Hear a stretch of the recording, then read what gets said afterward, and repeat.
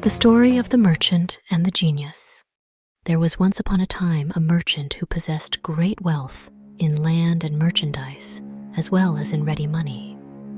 He was obliged from time to time to take journeys to arrange his affairs.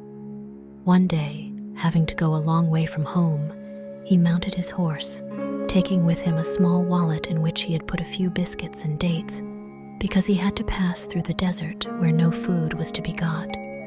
He arrived without any mishap, and having finished his business, set out on his return. On the 4th day of his journey, the heat of the sun being very great, he turned out of his road to rest under some trees. He found at the foot of a large walnut tree a fountain of clear and running water. He dismounted, fastened his horse to a branch of the tree, and sat by the fountain, after having taken from his wallet some of his dates and biscuits. When he had finished this frugal meal, he washed his face and hands in the fountain. When he was thus employed, he saw an enormous genius, white with rage, coming towards him with a scimitar in his hand.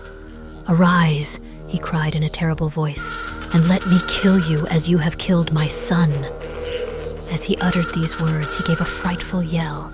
The merchant, quite as much terrified at the hideous face of the monster as at his words, answered him tremblingly, "Alas, good sir, what can I have done to you to deserve death?" "I shall kill you," repeated the genius, "as you have killed my son." "But," said the merchant, "how can I have killed your son? I do not know him, and I have never even seen him." "When you arrived here, did you not sit down on the ground?" asked the genius. "And did you not take some dates from your wallet?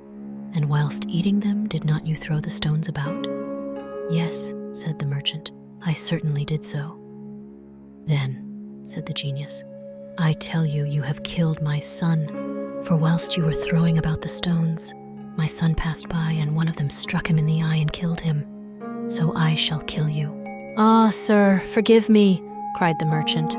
"I will have no mercy on you," answered the genius, "but I killed your son quite unintentionally, so I implore you to spare my life." "No," said the genius, "I shall kill you as you killed my son." And so saying, he seized the merchant by the arm, threw him on the ground, and lifted his saber to cut off his head. The merchant, protesting his innocence, bewailed his wife and children, and tried pitifully to avert his fate. The genius, with his raised scimitar, waited till he had finished, but was not in the least touched. Scheherazade, at this point, seeing that it was day, and knowing that the Sultan always rose very early to attend the council, stopped speaking. "Indeed, sister," said Dinarzade. "this is a wonderful story." "The rest is still more wonderful."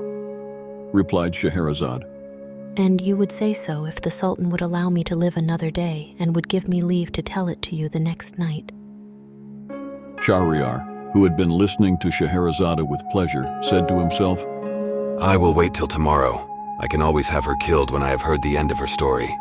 All this time, the Grand Vizier was in a terrible state of anxiety, but he was much delighted when he saw the Sultan enter the council chamber without giving the terrible command that he was expecting. The next morning, before the day broke, Dinarzade said to her sister, "Dear sister, if you are awake, I pray you to go on with your story." The Sultan did not wait for Scheherazade to ask his leave. "Finish," said he. "The story of the genius and the merchant. I am curious to hear the end." So Scheherazade went on with the story. This happened every morning. The Sultana told a story, and the Sultan let her live to finish it.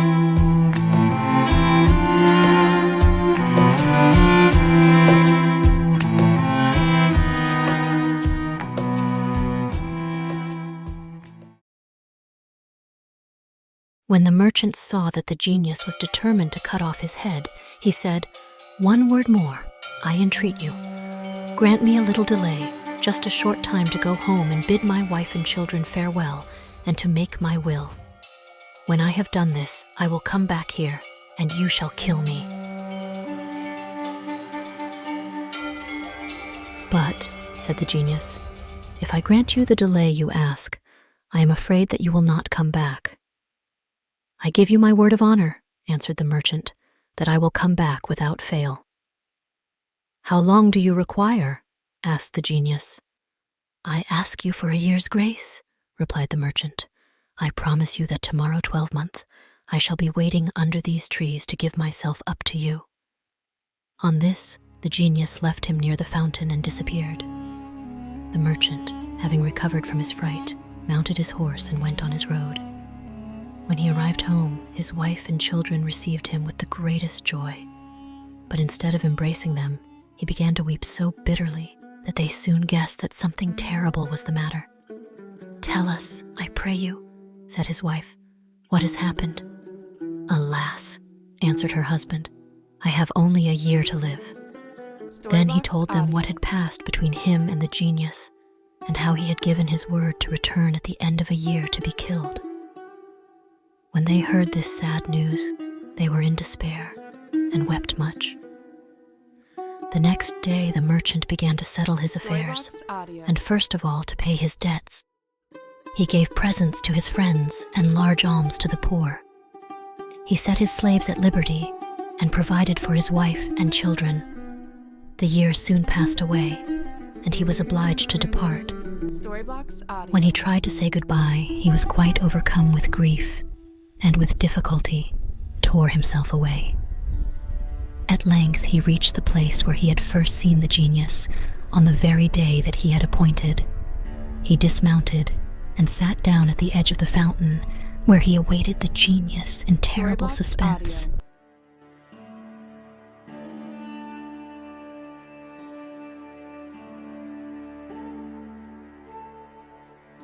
Whilst he was thus waiting, an old man leading a hind came towards him. They greeted one another, and then the old man said to him, "May I ask, brother, what brought you to this desert place where there are so many evil genii about? To see these beautiful trees, one would imagine it was inhabited, but it is a dangerous place to stop long in." The merchant told the old man why he was obliged to come there. He listened in astonishment. "This is a most marvelous affair. I should like to be a witness of your interview with the genius." So saying, he sat down by the merchant.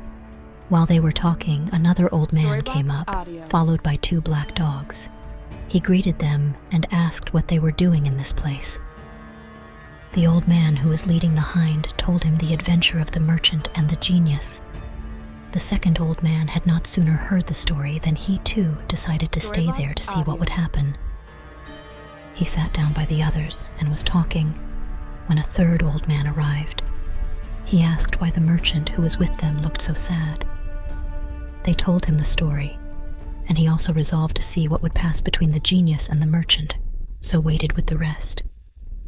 They soon saw in the distance a thick smoke, like a cloud of dust. This smoke came nearer and nearer, and then, all at once, it vanished, and they saw the genius, who, without speaking to them, approached the merchant, sword in hand, and taking him by the arm said, "Get up and let me kill you as you killed my son." The merchant and the 3 old men began to weep and groan. Then the old man leading the hind threw himself at the monster's feet and said, "O Prince of the Genii, I beg of you to stay your fury and to listen to me. I am going to tell you my story and that of the hind I have with me. And if you find it more marvelous than that of the merchant whom you are about to kill, I hope that you will do away with a third part of his punishment." The genius considered some time, and then he said, "Very well, I agree to this.